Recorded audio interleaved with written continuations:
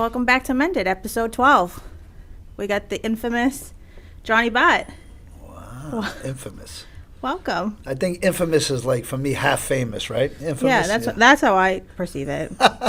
Like half famous. I like Not it. quite there yet. No, we're not there. None of us are going to be there. Working on it. We are working on it. No, Dave has really strong goals that one day we'll be famous. So, like, I we're love all. that. That's why you start, right? You start something, with a vision in mind. Yeah, we're I halfway. appreciate that. Halfway there. You work way harder on it than us. You're out there. Yeah, I mean, it's just something that, for me, just kind of... Comes natural. I don't know if it comes natural or not. It's just that I seen the potential of it while I was in prison, and I just, I come up with this slogan that I had, like 27 STR rate for the clothing brand that I have. But I never knew it was going to be for a clothing brand. I just knew I was going to do 27 years in prison. Yeah. If we can preface everybody, I don't know if they know that. No, introduce yourself. So I always just get us right into conversation. I'm such a scumbag. Just give us a little intro. Okay, so my name's Johnny Bart. My name's John Bartolomeo. Everybody calls me Johnny Bart. It's a name from hockey when I played hockey as a kid, because nobody could pronounce my last name, so they just stuck with Bart, And I'm from East Boston my whole life. I've been around the recovery community basically since before I was even legal to drink. I started going to AA meetings and NA meetings down the social center in East Boston, Massachusetts. And that's pertinent for this program, of course, because that's what we talk about. Mm-hmm. So, come full circle, I was sentenced to 35 years in 1996. I did 27 years of it. And, when I got out, we'll mention Eddie first from Rockland Recovery. Mm-hmm. Gave me an opportunity to speak at Rockland Recovery, and it went well, and, I had a blast doing it. Eddie's the best. Eddie's a nice guy. Eddie's, one of my good friends, Matt, all them guys, Maddie from here, Mm-hmm. Maddie's the one that gave me a scholarship to become a recovery coach. And, a lot of people, have praised me for doing community work. But, I mean, I always say that without my friends, and, Maddie included, I did a commitment here, and it went pretty well. And, I snagged you back to the sober house to do one there. yeah. Yep. Yeah, and then, so, right, and here as well. And, it went well, and, Maddie gave me an opportunity. So I think, the lesson in that is, for me, that, I talked about this the other day. I did I love Instagram. I had a reel on Instagram go crazy, but I just talked about that you have to kind of be like receptive to help. And because a lot of times I get frustrated, like, I just want it to be my way. I want it done now. So I just think a lot of that, my philosophy has changed. I've lived an antisocial life my whole life, and today I try to live a pro-social life. Yeah. And I try to, build relationships with people. Yeah, you're big on connection these days. And, and it wasn't that way for me for a long time, Well, it couldn't be a lot of the time, too, being in prison. You had no choice but to isolate a lot of the time. Yeah, and that's just comes with a whole different set of challenges as well, just a prison environment. But, and we're definitely going to get there because it's a huge part of my story. And, but getting back to like guys like, Maddie and Damon that, have helped me out. It's just that, I'll never forget a day I was trapped in this airport and my flight was leaving and I was running around everywhere looking for it because it was a canceled flight from the night before. And I was just like going crazy, a chicken with my head cut off. It's at this gate, it's at this gate, and there was a lady that was there, and she said, just, hey, relax for a second. Hold on, let me make a call, let me do this, But if I had continued to be like, hey, you know what, I can't believe it, it was a continuation to a flight, why ain't it posted anywhere? But I just took a step back, I relaxed, and she did everything. But, if I wasn't receptive to that, if I was yelling at her saying, why is it like this, I would have never got the result that I needed to get on my plane. And she took care of it, she was nice, she was calm, she calmed me down, I calmed down. So I just look at that event as almost, it's a very good learning experience to me because, when I came here and I spoke, I didn't know what to expect. There was a person that had worked here that that hooked it up, and he was like, hey, I don't work there no more, but go up there, Mm-hmm. give your your speech, and I did. And Maddie came back with, hey, you know what? I think you can help a lot of people, so I'm gonna give you this class. I want you to come to this class as a recovery coach. And I jumped at it because I just know that, it's just, it can never hurt. Something positive. It's never going to hurt anybody. It's always going to be beneficial, no matter if you never used it or you didn't. You still have that in your back pocket. And we know a lot of people in the recovery community that have sober houses, that have businesses, that, we make money like Maddie. But also what Maddie does is give scholarships, give that back. Helps people, yeah. So we have that misconception, in the community at large that, it's just a money-making operation, which you need to keep the lights on. Absolutely. You need to pay your employees. Yep. And I was given the opportunity to actually get paid as I trained. And I only do it part-time. And, I'm running around doing a lot of different things.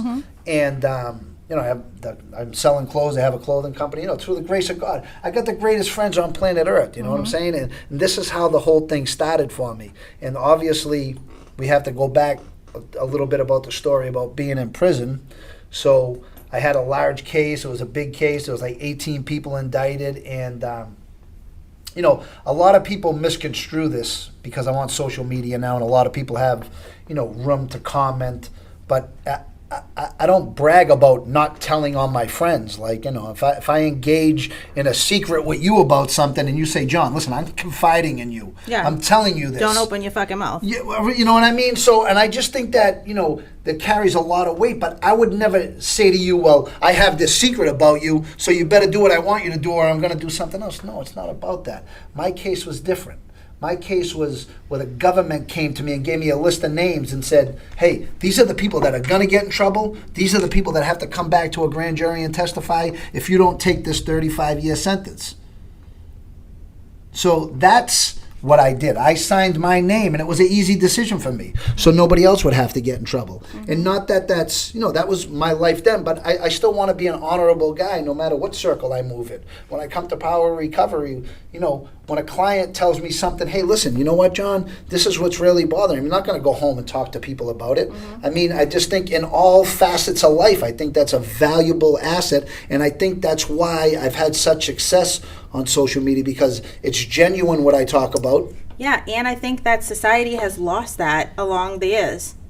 I think that society has lost that. I think that no secrets are kept anymore.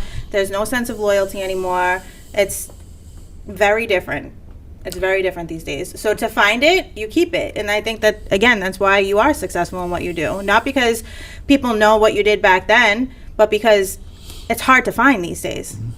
No, and I agree. So it's hard to find. And I just want to correct you because you say, it's not lost. There are great, look, so I met, when I came out, you were like, hey, I want to buy some sweatshirts, So you were a good friend. Like, I met you and you were just a genuine person with me. The people that I've met. So I always like to, preface that with there are great people left in our society. There are great people that just genuinely want to help people, that are genuinely like somebody's story and be like, hey, I want to, like, I'm attracted to that. I just want to support that. How do I support that?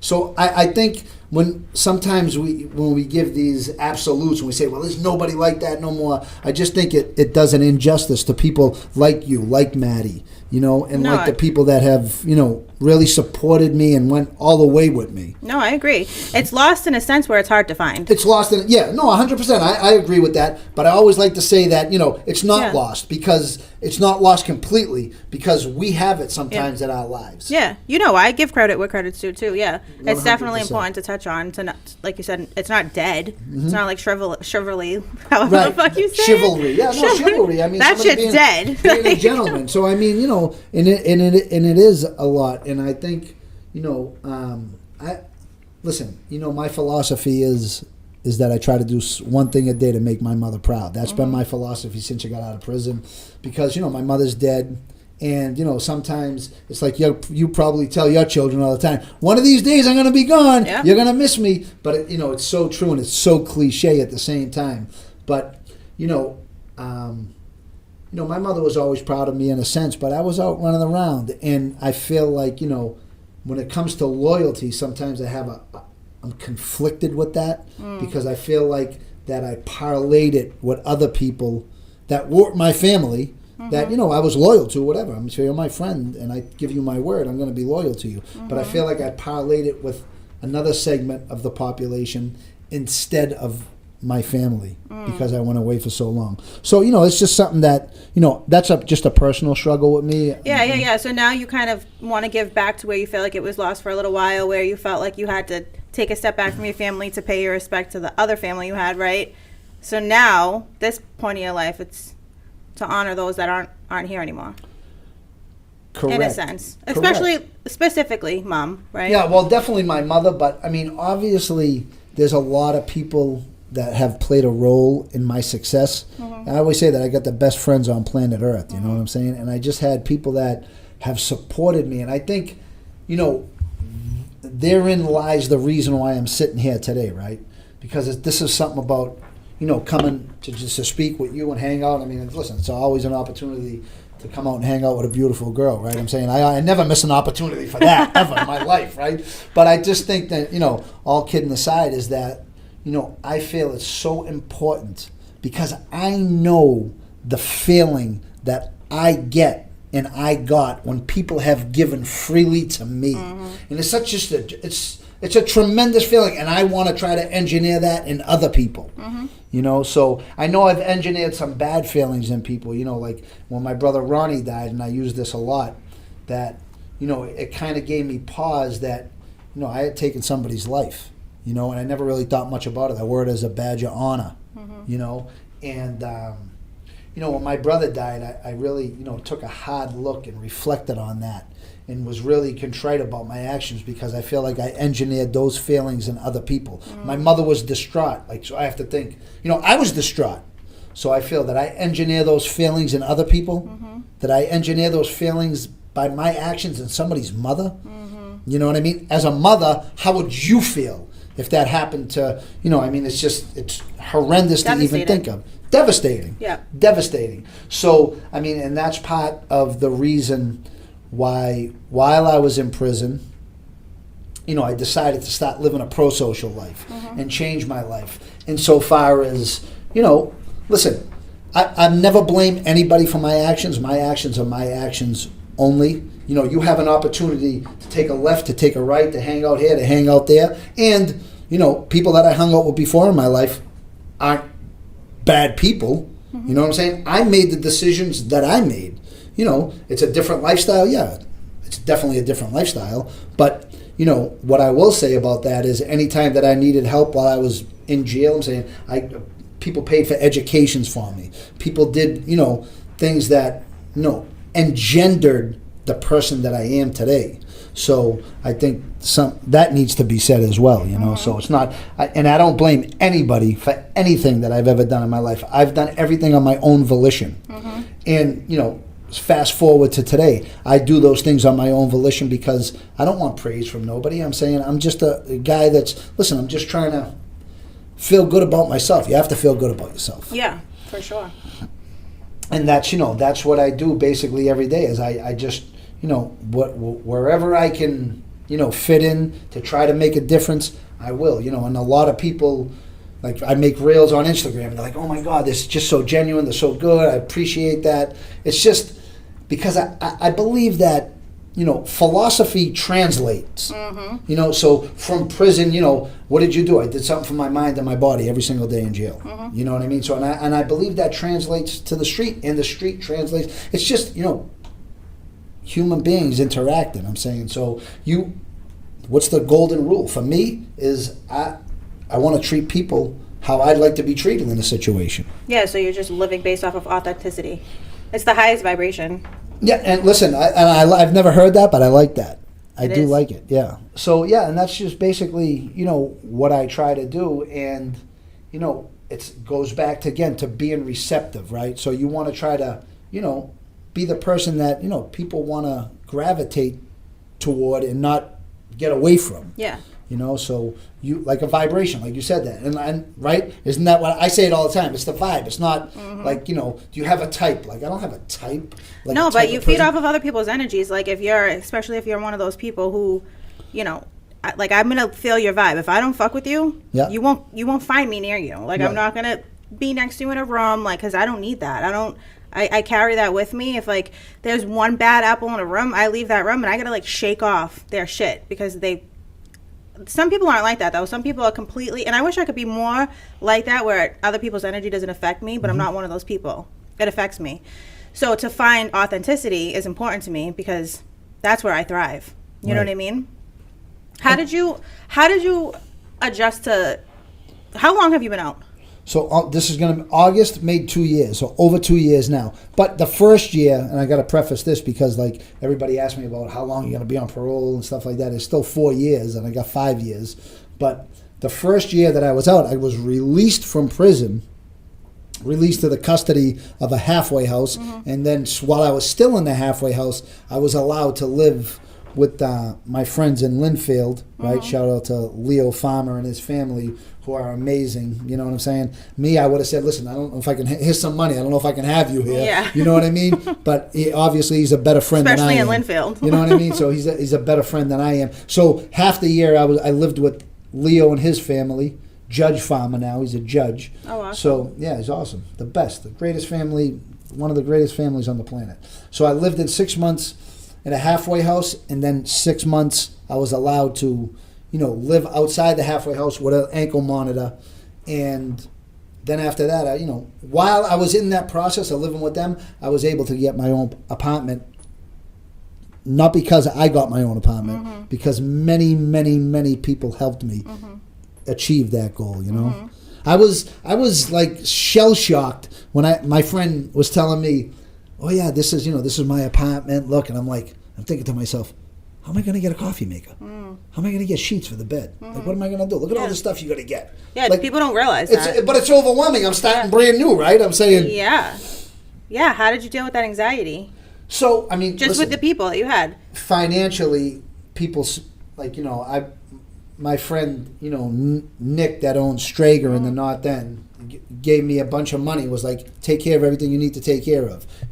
Same thing with Frank DiPasquale, because he knows Nick and I knew Nick. He gave me some money and he was like, hey, I was like, no, I already had got money. Just take it. Get on your feet, Are these all connections you've had prior to going away? Yeah, well, I mean, I know Nick my whole life. Okay. So these are some people that you had. The store, Victor's Variety, was connected right to my grandfather's house, and that's how I met Nick. And what a success story. Where in East Boston did you grow up? So I grew up on the corner of Marion and Utah Street, 1 block down from the high school. Oh, okay. I grew up on Bremen. Oh, yeah? Yeah. Wow, all right. I didn't know that. Yep. I thought you were from Revere your whole life. I didn't know that. No offense to Revere, but but I'm grew an up. Eastie I grew girl. up. I was just talking to somebody. It's funny in the gym. She goes, "I live in Revere." And I go, "Isn't that a mortal sin for somebody in East Boston to move to Revere?" Yeah, it's like illegal. It's almost could be right illegal. Yeah, you're right. Good point. So no, I knew these people. Some of them I grew up with, but just connections, right? It just goes to show you about the power of relationships and the power of networking. How they carry. Your friends know other friends, and your friends hear about you, and they just, listen. Did you stay in touch with all of them throughout the entire time you were away? Because I think that there's this perception sometimes that when people go away, especially for a time like that, you get forgotten about. So I will say this, right? So I had my core friends like, Gio, my family, people that stayed in touch with me all the time. I made new relationships with people that were writing me, back and forth. And so, but here's how this goes. For me, it was a really long time to be in prison, right? No shit. So, but after the first 10 years, I'm sick of writing. Yeah. But I still write. When somebody sends me a letter, I send them a letter back, of course. But and everybody was like, man, I wish I wrote you more. I'm sorry. Here's a few bucks. And I'd send them a letter back saying, listen, my man. I hate fucking letters. Yeah, I'm saying, well, if the roles were reversed, I would have wrote you one time less. So don't feel bad. And that's really how it was. So, like, guys like Nick, he used to reach out to Gio all the time and say, what's up, all the time.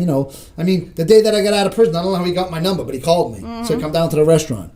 You know what I mean? So, I mean, he knew, and he had, but, I mean, the guy's a restaurateur. He's doing a million different things. I'm not going to write nobody a letter. Yeah, and you don't want to be a burden either on people. I'm saying it's nice, but it's just, I'm not the type of guy that needs like a lot of attention. I'm by design, I'm very, very, very independent. And I think a lot of the environment that I was subjected to, because everybody has this misconception about prison that, oh, you're around people all the time, that's why you want to be alone. I mean, excuse me, it's the reverse. They say, solitude. You're alone all the time. You're never alone. Like, people think you're in a cell alone with nobody and you long for people. It's the complete opposite. It's like I tell people when you're in a bar room, I said, this is prison, but you know what? Take the stools away and put beds. That's a jail.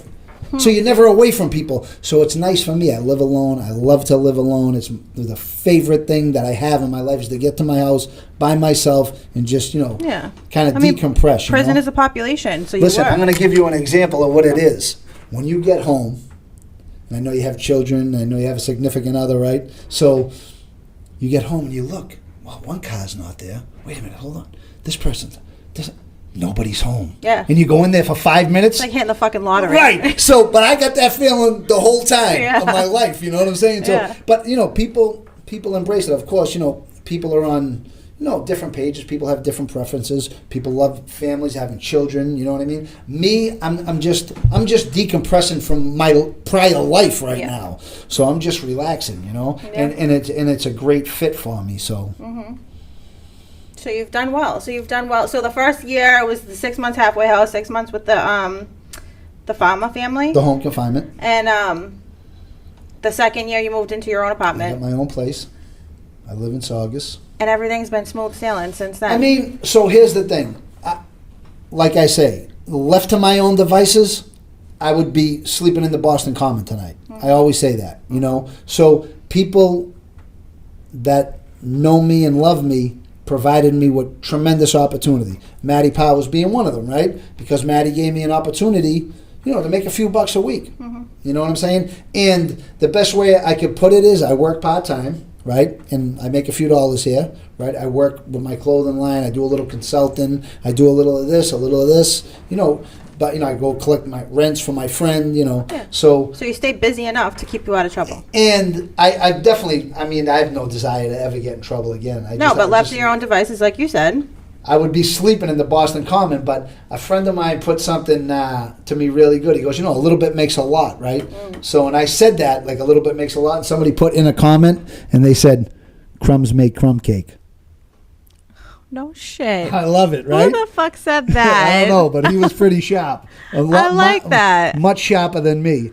But so that's it. I just put a little bit together, and I've been able to save some money. I've been able to travel. Yeah, you do. Right? So Shout out to Colombia. Yeah, well, I'm saying Colombia is just where... So I always thought, like, when I was going to travel, it was going to be either Puerto Rico or Dominican Republic. Oh, I love Puerto Rico. I bet you do. That's U.S., but yeah. Because, those Dominicans and Puerto Ricans taught me how to speak Spanish. Mm-hmm. And I thought that would be the first place I go. I want to go to a Spanish-speaking country because I speak Spanish. And I'm still fascinated with it. It still fascinates me that I can listen to it, understand it. I know. I wish I could bad. So it's... Just think, since 2015 I've been studying. It was the first day that I started, I heard something on the Spanish news that said, increíble. And I went, that's incredible in English. I knew it. You know what I'm saying? So, but that's how it started. Yeah. And I had a friend of mine that was a Greek kid, and he was talking to me in English. He was like, yeah, Johnny, and then he would turn to this kid. He goes, dame un plato, quiero cocinar. He said, give me a plate. I want to cook. I was like, It was probably one of the most powerful moments I've ever experienced in my whole life. Where, like I can liken it to you see a nice pair of sneakers, and you're like, oh shit, I want those sneakers. Mm-hmm. But when he said that, I know you're a sneaker girl. You know what I'm saying? Me, I love sneakers, but I always say it with Louboutin shoes with girls. I say, oh my God, I love those shoes. Yeah, not for me, of course, but for her, they're great. Yeah. But I turned around and it was powerful, and I was like, wow, I want to do that. Yeah, dude, I feel the same way. I want to do that. You know, I want that, dude. I have Babbel count. I have Duolingo. You got a life in kids. It's impossible. I don't know how people do it. When you're holding one of these things in your hand, I don't know how you could do it. No, I couldn't do it. I know. So how did you learn? So what I did is I had a long conversation with myself first, and I was like, John, you've started many things, but you've completed few. So I was like, I'm going to call my father up and tell him to get me these books. He's going to get them for you. You got to make a commitment to study for a year. If you don't get it in a year, then you're all right. So this is a talk that I had with myself. So I just made a commitment just to study. So what I did was I watched a lot of Spanish TV. I started hanging out with the Puerto Ricans and the Dominicans. Yeah, they say that's the only way to learn is to submerge yourself into it. So the thing is for us, right, Lauren, I'm saying we have to visualize something. Yeah. So we have to read it. Yeah. Right? We have to know the mechanics of the language. Because you're not gonna learn by me teaching you how to speak it. You're gonna be like, what? And then you're not gonna know the proper sound of the vowels. You're not gonna know the mechanics of the language. You gotta visualize it. People like us, that English are our first language. Yeah. Right? We have to visualize it. I know, but I did that. We're Yep. gonna get into this whole topic real quick. But like Yeah. I did that on my apps. I was able to read it fluently and Right. couldn't speak it or understand it. So I was like, fuck these apps. Understanding is very, very difficult. But here's the thing. They say you have to have 1,000 hours invested in something. Yeah. To that's become true. an expert at it. So the thing is you've got the biggest Spanish killer in the whole world. Kids.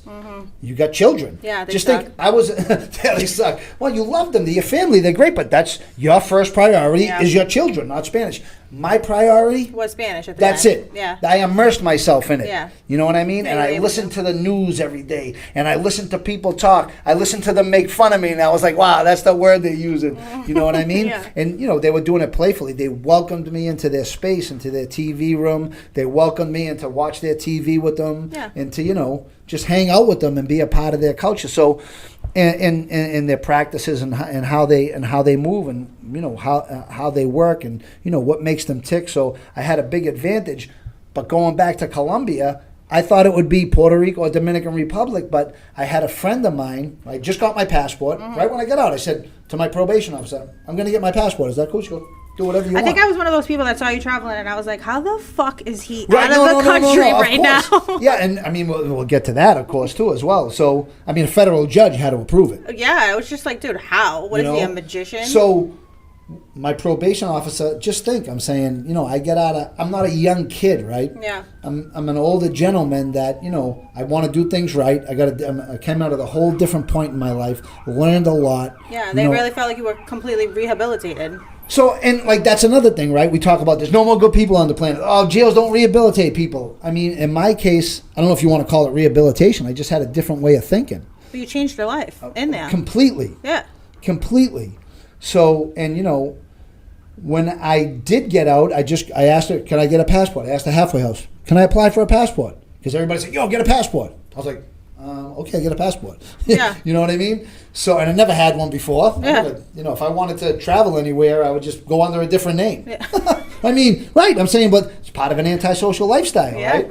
So, I did that. I got it in like record time. I was like, I can't travel nowhere because this is set up. They gave this to me in 2 weeks. They're going to be waiting for me somewhere else. Did you pay for it to be Nope. expedited? Expedited. Shut no. up. 2 weeks. Not even, because I looked on my phone. I said, just for laughs, let me look. And they're like, it's in your mailbox. I'm like, there's no way. That's unheard of. Are you serious? I had to pay $200 extra dollars for that shit. Listen, I didn't even know. People were like, oh, how much did it cost you? I was like, The regular nothing. It was amount, just in my mailbox. So, when I did get it, I had a friend of mine, shout out to Bean Shooter, Mike Lee. He got the podcast and he reached out to a bunch of people before I even knew who he was. Hey, I want to have this guy on my podcast, and that's how we got to be close. He reached out to my friend Ika from Revere, and he was like, oh, I want to meet him. I want to have him on the show. And he was like, so he's the guy that said he'd been to Colombia numerous times. He was like, because I got to submit a permission slip. Yeah. Is that the first place you went? No. Where'd you go first? Internationally, no. And listen, my first trip that I put in was for Vegas. I got denied. Really? Yeah, because there's so many stringent guidelines over there. Because think about the state with the casinos, with everything going on over there. So I guess maybe that's why it was hard to get in. But I was going with Nick Verano. Yeah. Who is, goddamn, he's almost a resident of every state in the country. You know what I'm saying? Especially Vegas. But yeah, they denied it because I had to. They would have allowed it, but it had to be like 4 months in advance. I had to go check in at the probation when I got there. It was like too much of a headache. It really was, and I didn't want to get caught up over there either. So as my first trip, so what I did was I put in for Miami, and Boca Raton. My brother has a place down there, and Nick was down there, and some of our friends were down there. So I got allowed to go there, and then after I had my first successful trip, no problems, I went to LA to visit a friend of mine that is a content creator, and that was fine, So then Mike was like, I went to my probation officer and I said, I'd like to travel to Colombia. She goes, international travel has to be approved by a judge, a federal judge, and that's, getting anything, like when they say act of Congress, a federal judge is, it's red tape. Your motion could be on the desk, but you never know when he's going to sign it or she's going to sign it, when it's going to get taken care of. So what was happening to me was they were allowing it, but they were allowing it 2 days before the date I wanted to travel. Then I'd have to make all the reservations, make the Do plan. everything last minute. You know what I mean? So, but now with my probation officer, and my probation officer would say all the time that she goes, it's a yes for me all the time. But we got to Taking go the to steps, yeah. We got to go to the other state. The other state got to get back to us, or the consulate got to get back to us. Then we got to give it to the judge. The judge got to approve it. And I just got those travel restrictions lifted. I was going to say, you still have to go through that whole process every time? No, so I put a motion in after 1 year. So the travel restrictions were lifted insofar as I don't have to have the judge approve it no more. Okay, so you just now need to do all the probation. But I regular got to let probation know, Yeah. and they got the final say, which is good. And my probation officer has been, listen, she got a job to do, right? Yeah. So, and you deal with them. You deal with people, and it's just people, right? Yeah. And, they want to do the best, what they have to do. They want to make sure their responsibilities are taken care of. I had an issue where I had 4 dirty urines. But because they were too clean. I don't do drugs. What do you mean because they were too clean? Okay, we're going to get to that. Yeah. I don't do drugs. Yeah. I don't drink alcohol. That's the best way I could mess my life up. I know that. My life's going great. There's only one wrench I could throw into this whole thing personally. Somebody else could throw a wrench into it any time. Yeah. But me personally, the only wrench I could throw into it is have a drink, have a drug, and think it's all right. And, it's such an insidious disease that sometimes I think, wow, it's a good idea. I could do that. Yeah. Right? So, and that's how insidious the disease is to actually think that your own demise is a good idea. So it's crazy. So the problem I was having is that I drink a lot of water. I live a very active lifestyle, very healthy lifestyle, and my urines were coming back diluted. Or like the creatinine levels or whatever? Yes. Yeah. See, So in jail, when you take a urine, it's either clean or dirty. Yeah. You can go drink water for 2 hours and, get a urinalysis that's clean. But, however, in the feds, it's different. So, yeah, she goes, They go by levels. Yes. So I had a problem when I first started because all I do is drink water all day long. Go to the gym, drink water, pound coffee. Yeah. I was taking creatine, and I stopped taking creatine because I was talking, as a matter of fact, Crystal told me, she goes, yeah, that was a problem that people were having with doing that. So we kind of got over that. What I did was I was proactive. I went out to an independent, because my friend Leo Farmer, who was a judge, said, go get this independent. Quest, yeah. Go get the independent. And then even if they don't count it, who cares? You're taking the initiative. You know what I mean? So I did that. It come back clean. Then she gave me a urine and it come back clean. So we just have, a routine now where I just go straight in there. I don't drink. I don't do anything. I go there. Or she comes to my house and she lets me know, Yeah. the night before, hey, I'm going to come and give you urine tomorrow. Yeah. Perfect. And it's easy. But getting back to her, listen, just a good person, has, treated me with respect, professionally great, So, and I just always feel like that if you're doing the right thing's going to happen. If you're doing the wrong thing, people like to blame the system. I've never blamed the system for anything. Even the officers while I was in jail, I'm saying, I just short memory. You got a problem with a cop, next day it's, short memory, whatever. We start all over today, you know what I'm saying? So I've never been the person to blame anybody for anything. Sorry, Jordan, do you see that logo? Just make sure it's facing you. Facing me? Yeah. Sorry. How's this? Is this better? Better. Okay. You can hear it over there? Oh, yeah. All right. We got this guy. He got a rainbow colored afro over there. I think he's the guy from the Wizard of Oz, but he's pretty sharp. So She's treated you with nothing but dignity and great. respect. And every recommendation she gives me, she's like, well, he traveled before, he's fine. Let him go. I got no objections. Yeah. But I've treated her with respect, but that's the way you're supposed to treat people, So, and I've done everything right? So, and that was a difficult issue for me when she told me that, by policy, Mr. Bartolome, you have a dirty urine. And that was, it bothered me because the last problem I'll have on probation is doing drugs or drinking. I don't. You know what I'm saying? And I mean, it's well noted. You know, everybody's like, I can't believe you've never had a drink. When people get out of jail, they feel like they're owed a drink. You know, they feel like, you know, but I just. Well, was it or was it not? Correct me if I'm wrong. A part of that lifestyle that led you. I've never ever had a drink in that lifestyle. Never had a No drug prior? in that lifestyle. Nothing? Not prior. Never. Okay. Never. I've been straight the whole way through. Prior Imagine? to going away? Prior to going away. Huh. I was clean since 1989. I didn't know that. Yeah.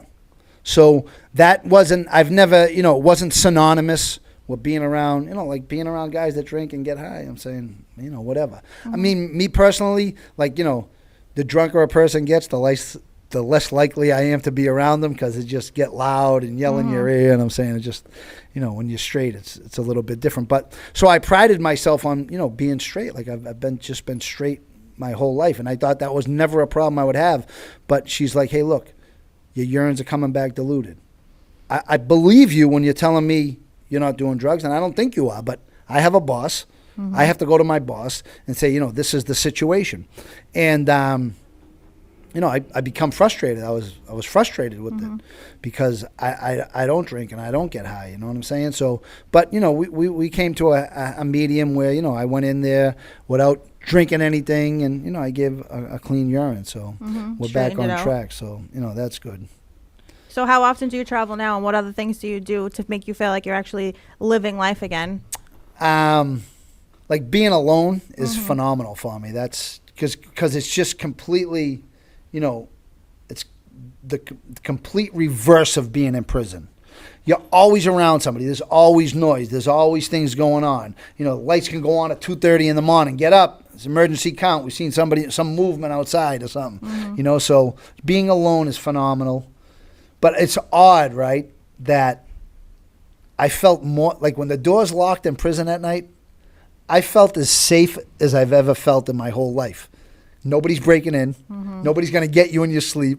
You're not going to have no opposition, nothing. You're just, when the door unlocks, then you get ready to go again. Yeah. Now at my house, like, I don't have hired security guards at my house. So it's just, not that I feel like anybody's ever going to do anything to me. It's just odd, right? Yeah, you're not in a locked facility anymore. 24/7, there was somebody sitting down in a block where the cells were. Yeah, if anything at all was to pop off, there's someone there. There's security there, you know. Like when you're sleeping. Yeah. I mean, you know, when you're up, you hope the cops never see anything, you know what I'm saying? But, so, I mean, it's just that jail So that's an mentality. adjustment. You lock your doors like 20 times at night? Nah, not really. I'm in like a kind of a out-of-the-way place in Saugus. I just put the double locks on and go to sleep, you know what I'm saying? So, I mean, it's really not a big deal. But it's odd because I'm like, you know, it's just nobody there. Like, you know, like when I go to Columbia, right, there's somebody at the front desk of the hotel. I feel pretty confident that, you know what I'm saying? Yeah. But just in your house, there's not. It's just something, just an odd thing to get used to. Yeah. You know, no supervision, nobody watching out for you. Because it's the 99 percentile of times, it's bad when you got somebody looking out, right? But there's a few times when it's a pretty good thing, right? Yeah, it's a decent feeling. But yeah, I mean, adjustment, I've always been like a real pro-social person. Insofar as, you know, like extroverted person. Not pro-social insofar as living pro-social ways, but extroverted. I'd be around people I could talk, you know, and I don't, you know, a lot of people tell me like, yeah, that's why I drink, man, because I kind of like, you know. Yeah, I do. I hear that a lot. And I don't, for me, that's not what the reason why I drank. I don't even know what the reason was. I just did anyway, just as a kid. But, I mean, I don't have a problem dealing with people. I don't have a problem really doing anything. I'm saying it's not really been a hard adjustment for me. And I always tell people this. It wasn't like I was in a dungeon for 27 years and they let me out. I had visits. I had TVs. I had phones. You still experienced other people in prison. And I mean, at some point in time, I got down to a minimum security where you could just walk away if you wanted to. Yeah. You know what I mean? So I've had, you know, moving down in levels, you know what I'm saying? So, I mean, it's not really been a hard adjustment. And so if great friends that took care of me. Yeah. There's people that are, you know, hungry getting out of jail. There's people that are going to come here today and go home and they're going to be hungry. Yep. Fortunately, that's why I'm blessed.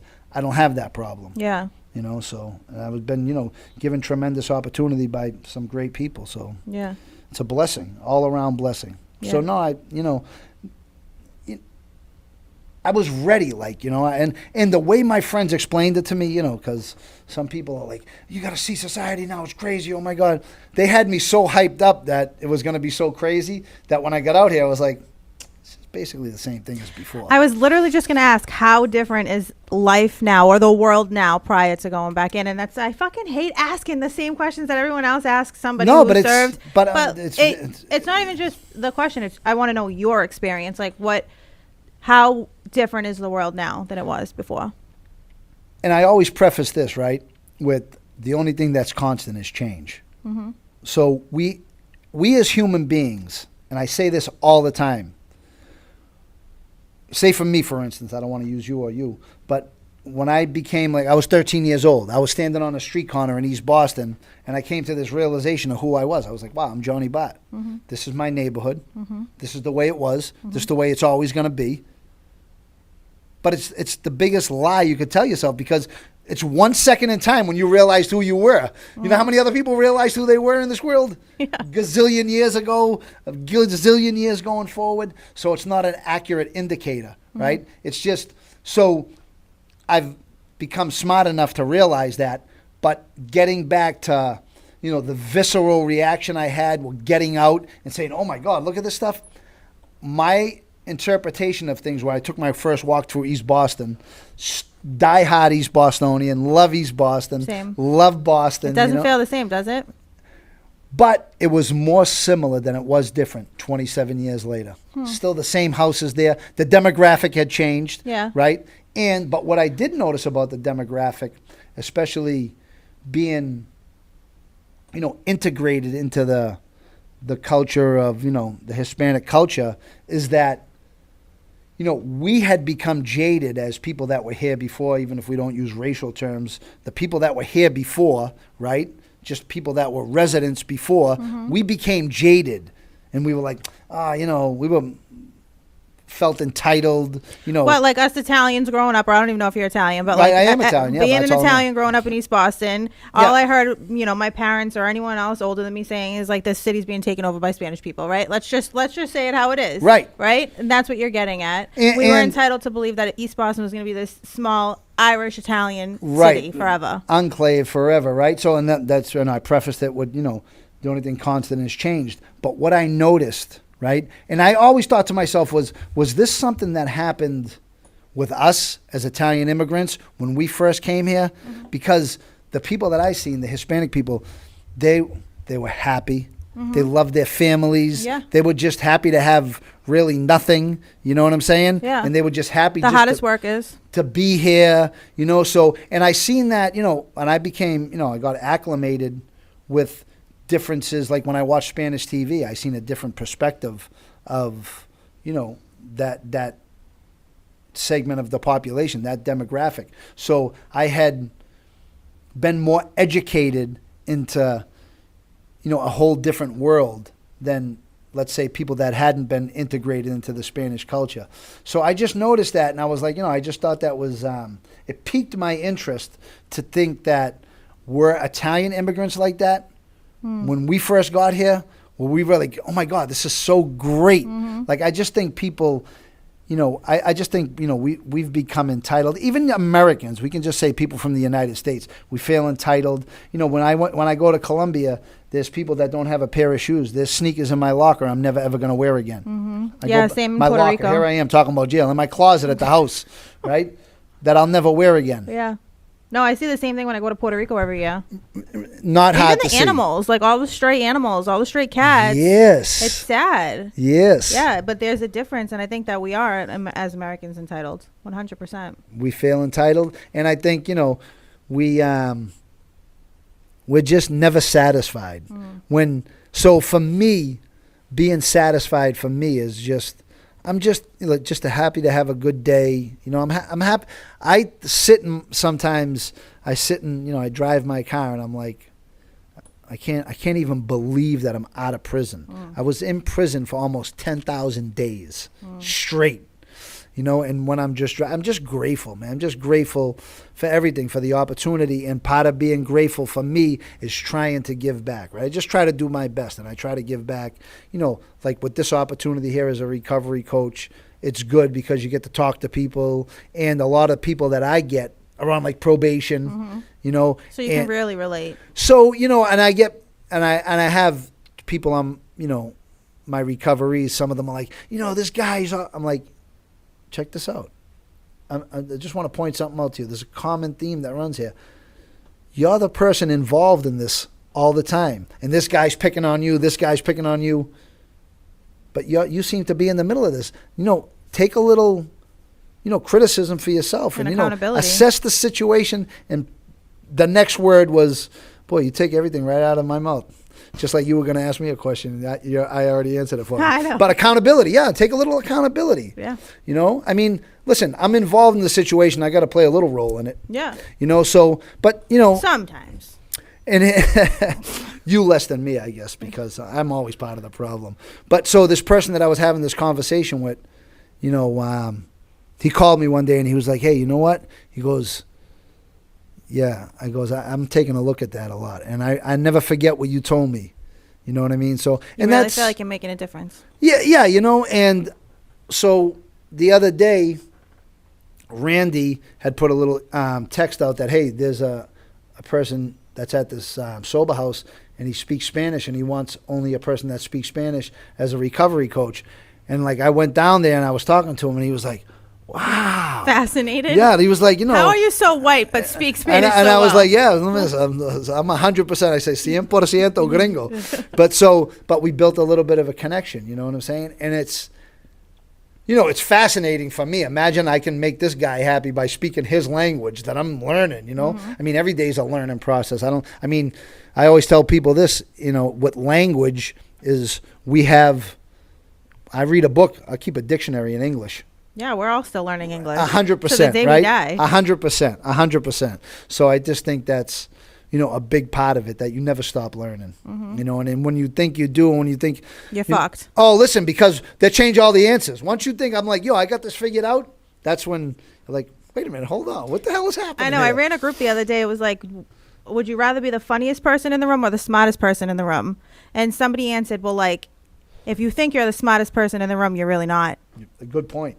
So I'd rather be the funniest. Dude, why? I always try to be the funniest in the room, Right. period. You know why? Because I think it takes less effort to be funny than it does to be smart. and if it comes natural, it's just something you have the natural ability to do. Like, Right. I can be funny as fuck. Yeah. So listen, dial into it. That's why I watch your TikTok videos. I like yours. You're dry funny, Dave. Don't get mad because I'm real funny. I'm real funny. But, you know, it's been a tremendous experience. And, you know, I get perspective a lot. So I got a phone call from my friend, Kevin McTaggart. And I talk about him all the time. We're trying to get him out. We got a couple people working on it. I got to listen to this crazy, crazy fact. My friend Adam, who was sentenced to 456 years in prison. What? Because they stacked gun charges. They can't do it no more. So he's out of prison now. Huh. And he is in Washington lobbying for changes in law. And he actually just got hired to be a consultant on the Sentencing Commission. Wow. Is that crazy? How powerful is that? It's like what I'm talking about. So he's Adam Clausen. I'm talking about Adam Clausen anyway, from New Jersey. And he was one of the guys that the feds wanted to rat on Joey Merlino in his case. But he was like, you know, I don't do that. But anyway, fast forward to where he is today. And, you know, he is, what a great example. But he's, you know, doing things to affect change with our friend Kevin McTaggart. To give you an idea of how long Kevin McTaggart's been in prison, you think I was in jail in 96, and that was a long time. He was in jail 10 years before me. Until when? And he's still in now. So we're trying to do everything we can to get him out. And, you know, those guys are the type of guys, that have affected the change that, you know, I made. I was like, I seen them, and they were like, you know, always working, always doing like good things, you know, trying to do positive things in jail. And That's who you surrounded yourself with? yeah, I mean, you know, those are the guys that were the powerful examples. You know what I'm saying? Sometimes I did, sometimes I didn't. But, you know, I always knew in the back of my head, like, this is how you're going to get results in life right here, you know? They're going to change some shit. Yeah. So, I mean, How many people in there did you know that claim that they were innocent and like stood on that, like stood on their innocence? A lot or not a lot? Because I'm only asking because I follow the Innocence Project. Yeah. And I'm like fascinated by all of that and Right. like wrongly accused people. Sure. And I like sign the petition sometimes if Yeah. I read into their stories and I really strongly feel like they're innocent. So I wonder like where you were at. Anybody? So, you know, when you're in, so I was in federal prison, right? Not state prison. Like state prison is usually have the murder cases. Like you can't even get charged with murder in the feds. I had a murder in the Ada racketeering I was going to get, but it was another statute under an organized crime statute. That's how, but to get indicted from, if you killed somebody, you could never get indicted federally unless there was something, a nexus that was connected with a law. But usually 99.9% of the time, it's going to be a state case. So that's where those in the Innocence Projects, you know, those from different states and stuff like that, they're usually concentrated in the state cases, right? But to answer your question, I mean, everybody's guilty on some level, right? And so there were people, and you know, there were people like I've heard stories like, I didn't have those pictures of child pornography come over somebody else's Wi-Fi. So it's not really, it's pretty hard to believe because I mean, I got zero love for those people, and you know, hopefully they get abused in prison. That's the way they should, because especially you have children, right? And I know just from being in prison that it's just a bad look, and you know, so no, We don't believe those ones. Fuck Yeah, those ones. right? And the thing is on some level, it's, you know, come on, if you're around, it's like me. People, you know, they ask me. Everybody has this question about like homosexuality in prison, and my answer to it is, I've never moved in them circles. I don't know. Yeah. I've never seen that, Yeah. like, you know, happen in front of me. I've seen people that hung out and they were looked visibly like they were homosexual. That's great. Yeah. Do your thing, whatever. But I don't move in them circles. I don't know. It's like, oh, the guys that were doing the drugs and they were, you know, chewing them up and spitting them out. So I don't move in drug circles. I don't know. Yeah, you would have to be a part of that circle to really understand it. Yeah. You know, so that's, some things I don't know. So you didn't I don't experience anyone who was in there falsely accused or claim their innocence the entire time. So, Well, you just explained a little with the federal indictment and shit like that. I'm sure there were people I've come across, Yeah. you know, and like a lot of people would say this. They would say like, oh, I got, you know, indicted and found guilty of conspiracy, but they never found not one grain of drug. They weren't saying they weren't guilty. Right. They were just saying that The they should have evidence. never found me guilty. Right, the Which is evidence. right. I mean, Yeah.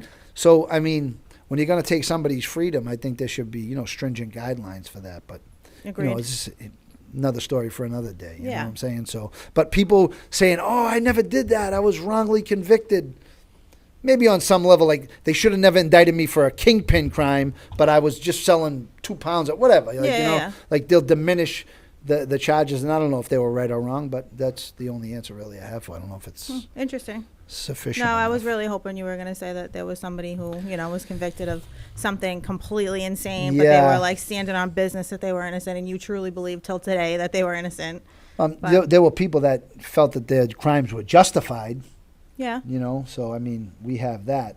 But yeah, I think there's a fascination with prison now, you know, with the advent of social media and the advent of, you know.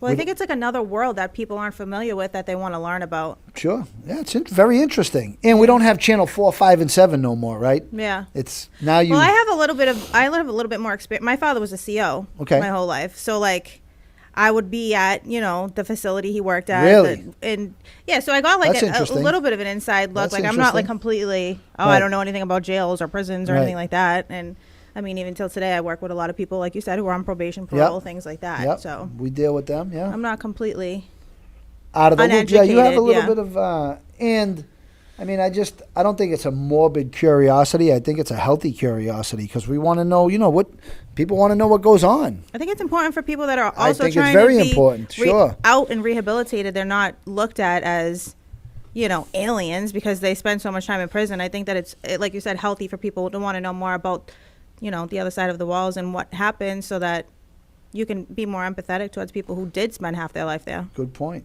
And, you know, we want to try. I mean, our goal is so people don't come back to prison. Right. Right? So, and I think the power of my journey is that I've made that clear. Like, I don't want to go back to doing anything that I did before. I want to live a pro-social life. I want to live a life that's, free. I don't want to go back to prison. I still want to be the same person that I am, Yeah.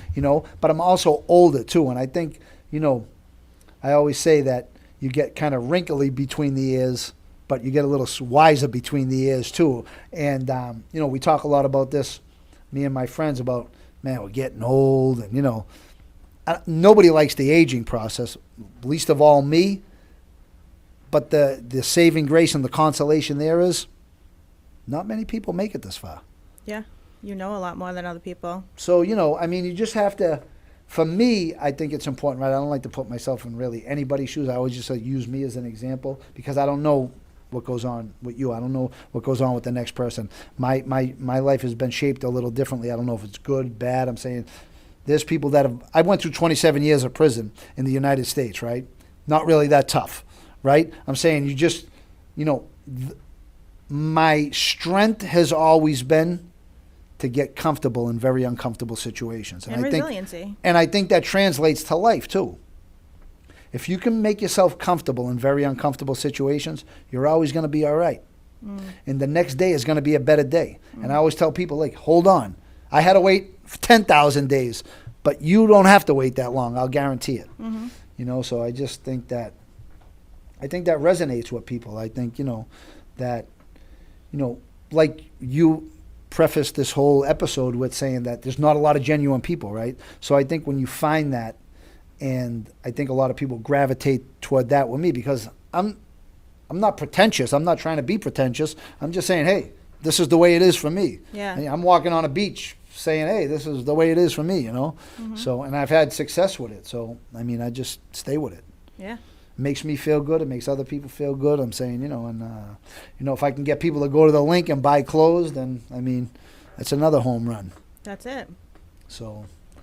I think we should end the episode there with authenticity is the highest vibration. And I like that. It should probably be titled Authenticity with Johnny Bart. I like that. I like it. Okay. That's it. That sounds good. All right. We'll see you next week. Not with me. Not with him. Thanks.